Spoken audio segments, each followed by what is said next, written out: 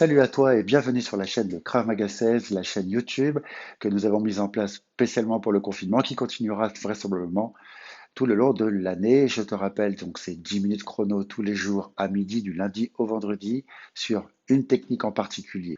Allez les amis, comme vous l'avez vu aujourd'hui, le sujet du cours c'est la défense contre pistolet bas du dos. Alors, pour ceux qui ont suivi le cours précédent, qui était donc un pistolet derrière le bras, on va partir de la même dynamique. Je me mets de profil, le pistolet est dans le bas de mon dos. Ça sera d'abord un départ du buste. Donc je vais me mettre plutôt de face, ça sera plus simple. Donc la personne est derrière moi. Je vais d'abord faire partir mon buste, mais immédiatement je vais faire partir mon bras. Alors ce que je vous propose pour qu'on puisse bien voir, c'est je vais vous tourner le dos, mais c'est juste pédagogique. Je vous retrouve tout de suite. C'est juste pour que vous puissiez voir. Donc là, départ du buste, départ du bras. Et j'ai déjà mon regard qui va regarder quoi? Qui va regarder les pieds de la personne. J'ai pas besoin de voir sa tête. En gros, on fait tous ça, on essaye de voir la tête, mais ça ne sert à rien puisque on sait que au-dessus des pieds, il y a les jambes, le buste, etc. et la tête. Ce qui m'intéresse, moi, c'est de me donner des points de fixation pour pouvoir faire une rotation de la façon la plus aisée possible et la plus rapide. Et pour ça, j'ai un moyen, j'ai un moyen mémotechnique. Donc ici, voilà, c'est de regarder le sol. Ici, ça ne vous empêche pas. Normalement, si vous avez regardé le pied, vous êtes pile poil en face de la personne. On recommence. Donc ici, tac, je suis parti. Cette main-là, elle va monter comme ceci. Donc là, vous avez vu, hein, je ne reviens pas en fait sur le principe de tout à l'heure qu'on a vu déjà dans le cours précédent. C'est le levier du bras. Le bras, donc si je vous le rejoue, si la personne vous attaque ici et si vous arrivez là, il y a quand même une chance pour la personne et un risque pour vous pour qu'elle puisse faire ce mouvement-là, placer son bras et là, vous êtes mal parce que, un, vous n'avez pas pu faire votre rotation ou pas bien, vous serez déséquilibré, deux, elle est en capacité de nouveau de vous nuire. Donc c'est ça en fait l'intérêt. Donc, quand la personne est ici dans le bas du dos, l'objectif, donc, c'est d'intervenir dans cette partie-là, ici, pour pouvoir évacuer le bras et ensuite faire un crochetage pour pouvoir ramener le bras à vous. Ramener le bras à vous, c'est très intéressant aussi. Et on fera un zoom avec le partenaire tout à l'heure. C'est que ça va me permettre aussi d'emmener la personne à vous. C'est-à-dire que maintenant, si j'imagine que c'est moi qui attaque et que mon bras est capturé, en fait, je vais exposer beaucoup plus facilement mon visage que si vous travaillez en pivot, on va dire inerte, c'est-à-dire sans amener le bras. Là, j'amène pas le bras, j'ai rien. Je suis pas impacté en termes de mon centre d'équilibre.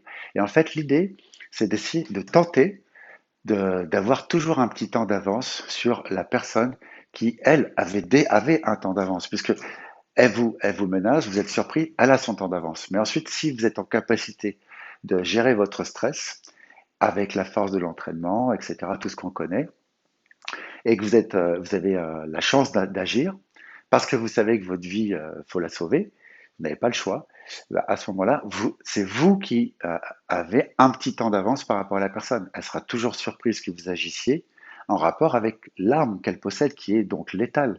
Et normalement, tout le monde a peur d'une arme à feu, même, enfin tout le monde, y compris les gens qui sont habitués à manier les armes. Donc, ici, donc, je vous le refais de dos.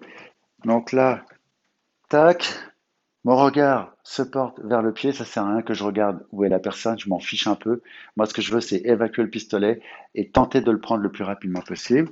Donc ici, tac, hop, et je l'ai bien ramené à moi. Et comme vous pouvez voir, comme je suis de trois quarts, en fait, c'est très puissant comme mouvement. De là, je viens donc faire un barrage du cou. Toujours pareil, je frappe avec mon genou génital. Au moment où je repose ce genou-là, je viens descendre le centre de gravité de la personne, chercher l'arme ici sans la regarder parce que je sais qu'au bout de la main, il y a l'arme. Ça ne sert à rien d'aller la chercher, d'aller la regarder. Ok. Donc là, j'ai descendu sur le centre de gravité. Normalement, la personne, elle est descendue comme ça.